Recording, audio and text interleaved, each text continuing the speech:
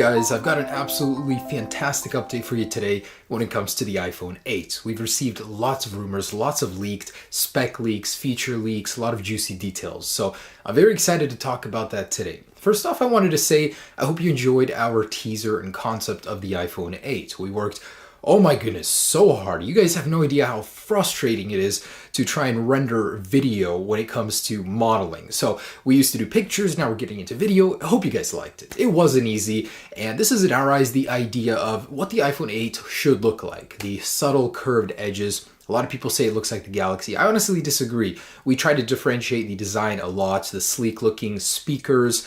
There are cameras though. A lot of people think that there are no front-facing cameras. If you look closely inside of the earpiece, we did implement them there, even the iris scanner. We did give it an updated dual lens design on the back, as well as a few other things we'll talk about later in this video, but I hope you guys liked it. So let's get into those juicy details. Now, there has been a new report from the Wall Street Journal. They did confirm that the iPhone 8 exclusive model would have that dual edge curved display. That's nothing new. In the details though, they said that Samsung would be the one to make this display.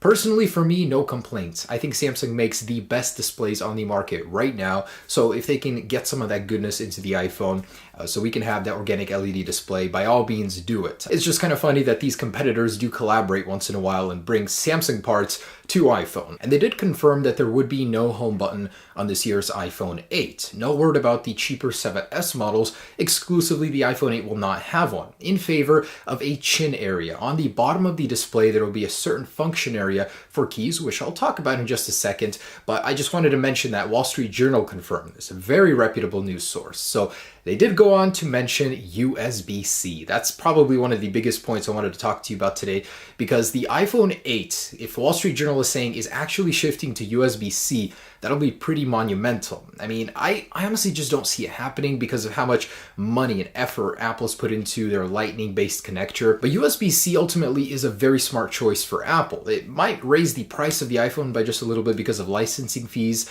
but USB-C ultimately is the best choice. For example, you just got your iPhone 7 and you can't plug in your headphones into your MacBook because it has these ports, but your connector on your headphones is different. Or let's say you wanted to plug in the headphones from the MacBook into the iPhone.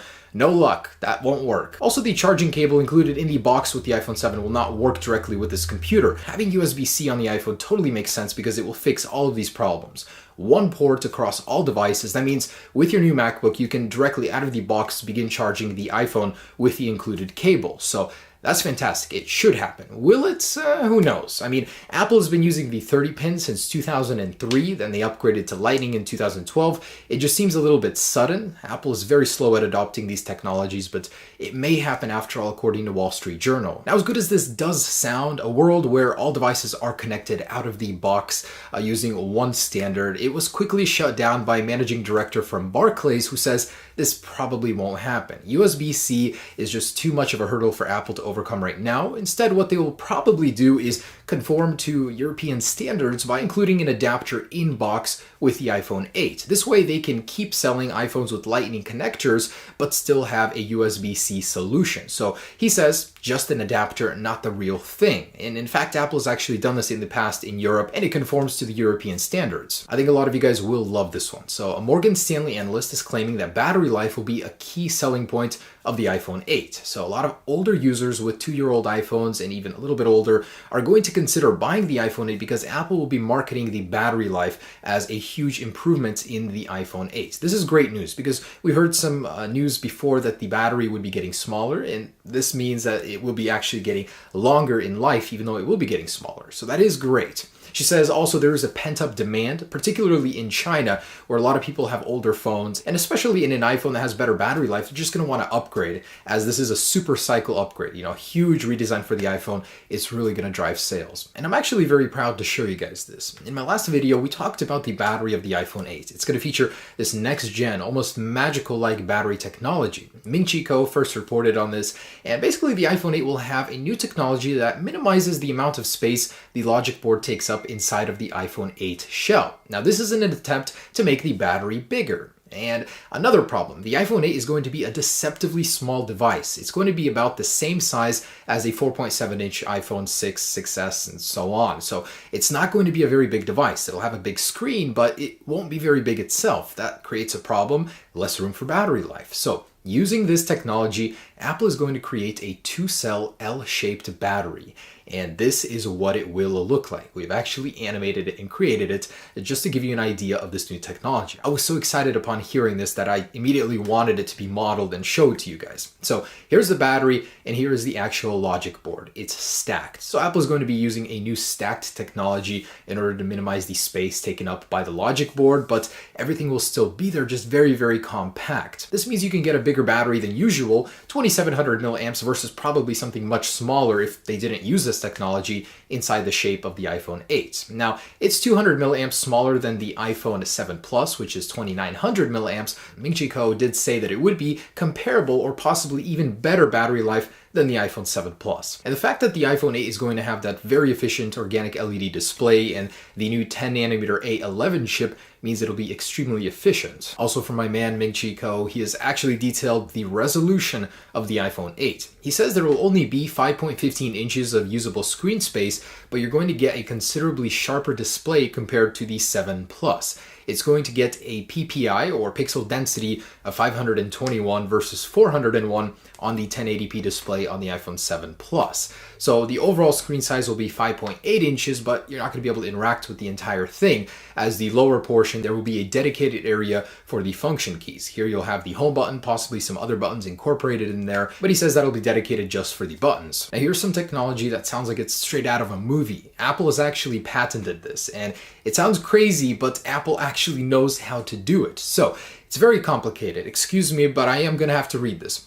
The patent described acoustic imaging architecture, which is basically a method in which the capacitive Touch ID sensor is replaced with an array of acoustic transducers. A lot of fancy words in there. I will try to break this down for you. So what this technology allows you to do is, of course, use your fingerprint anywhere on the display. It doesn't have to be in a certain area.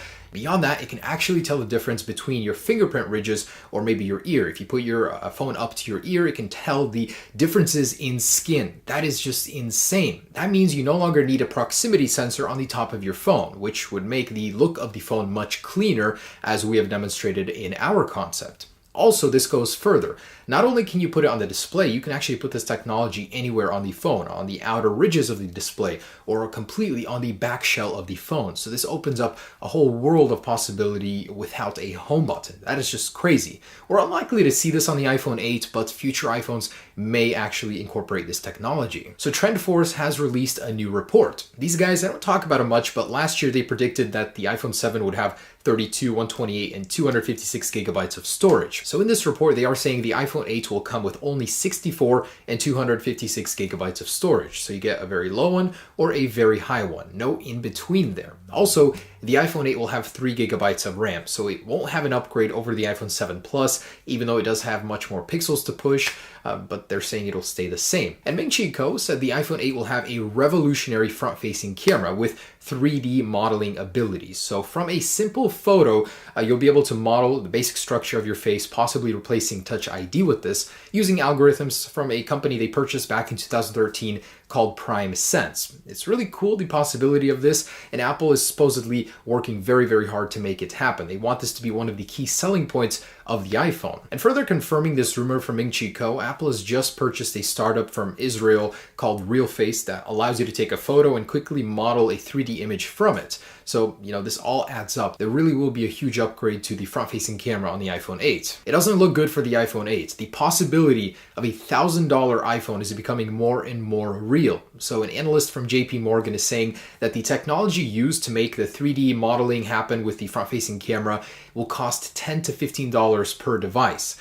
Margins are everything when it comes to selling a device for a good amount of money. Plus, Apple has to market it, package it, sell it. It adds up. So this means the reality of a $1,000 iPhone is really starting to stack up. Plus, there will be that 3D Touch Gen 2 that will be $5 per device. In case you guys didn't know, an iPhone overall costs about $200 to $250 to make. So having these parts cost so much is crazy. It really will add up.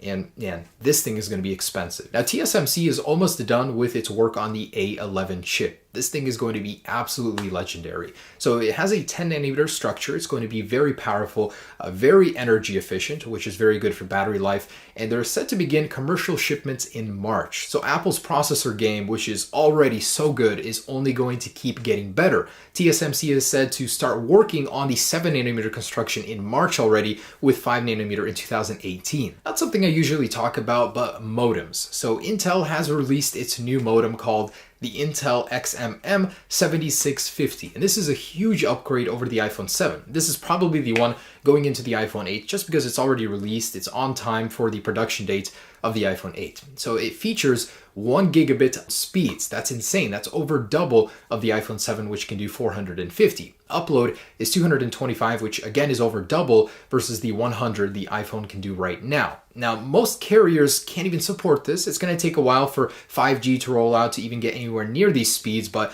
it's good to be future-proofed, of course. The best thing about this modem is that it now supports CDMA. That means it doesn't matter which carrier you buy your iPhone from. As long as you unlock it, you'll be able to use it on any carrier. Currently, if you buy an iPhone 7 from a T-Mobile or AT&T, you won't be able to use it on Sprint or Verizon. But if you buy it from Verizon, you can use it on AT&T and T-Mobile, which is very confusing for consumers. But this new modem in the iPhone 8 will allow you to use the iPhone with all carriers, just as long as it is unlocked. Anyways, guys, that's the latest on the iPhone 8. A lot of exciting stuff. Much faster LTE, that beautiful display, better battery life, the 3D sensing camera, even USB-C. This is shaping up to be quite the release, and I'm so excited for it. But just wanted to say thanks for watching. As usual, I'll keep you updated on all of the latest news. I'm so excited. So excited. But first, the S8 comes. Anyways, guys, have a great day. Peace.